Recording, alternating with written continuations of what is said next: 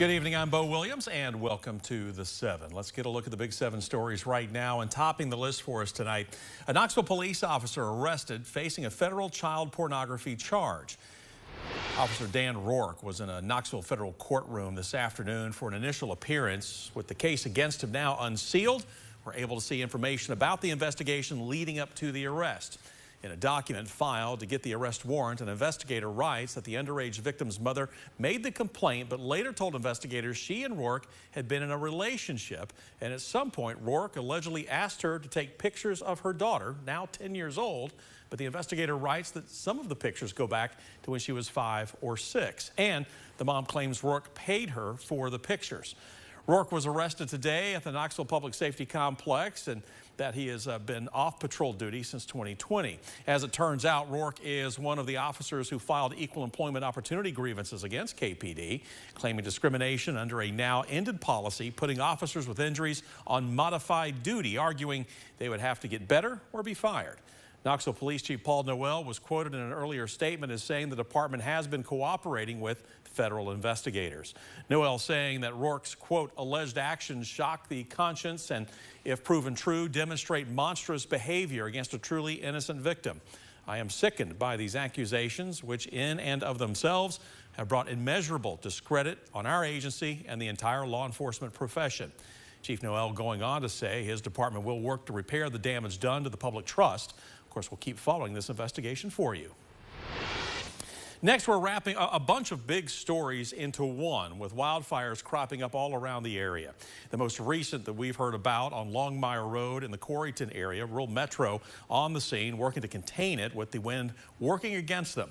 Rural Metro getting the call around 1:30 about lots of smoke in that area. Last check, they were still working to get it contained with about 1.5 acres burned. Also, an important reminder, in Knox County, you must have a burn permit before burning outdoors because it is just too dry to do so. Those dry conditions blamed in one county after another. Our latest update from Anderson County Emergency Management about the Rocky Top area wildfire. We're told it is 75% contained, with state foresters estimating 190 acres burned. We're told fire crews will be out there for a while longer today, then they'll be back tomorrow morning, aiming to get it 100% contained. And just in from the Great Smoky Mountains National Park, no campfires allowed in the backcountry due to the dry weather. Now, this applies to the 100 backcountry campsites and shelters, but hikers there are still allowed to use compressed gas stoves. It does not affect developed campgrounds or picnickers using fire grills at any of the picnic areas, but rangers are still urging those visitors to completely put out any fire until the ashes are cool to the touch. Meanwhile, just down the mountain, no fire permits, and tonight we're getting an explanation from Gatlinburg Fire Chief Gary Cole. Now, Sevier County is warning residents about the dry conditions and not issuing any burn permits today due to high winds and the low humidity. Sevier County Fire and Rescue warning residents about the high risks of starting that controlled fire. Though no burn permits are being distributed today, campfires within a ring or warmth or cooking are still permitted. With a large tourist population in the area, Sevier County Fire Chief David Puckett says there are important measures to take to ensure your campfire does not get out of hand. Always attend that fire. It needs to be in a safe place. It needs to be burning the correct fuels. And then when you're done with it, you need to ensure that the fire is completely out, extinguished before leaving it. Those are the big things that we see as people think it's out because they may not be a visible flame. Even if you're not having a fire, Puckett says you should move debris away from your home and avoid storing firewood under your porch to prevent a fire. As for Gatlinburg, no fire permits there either.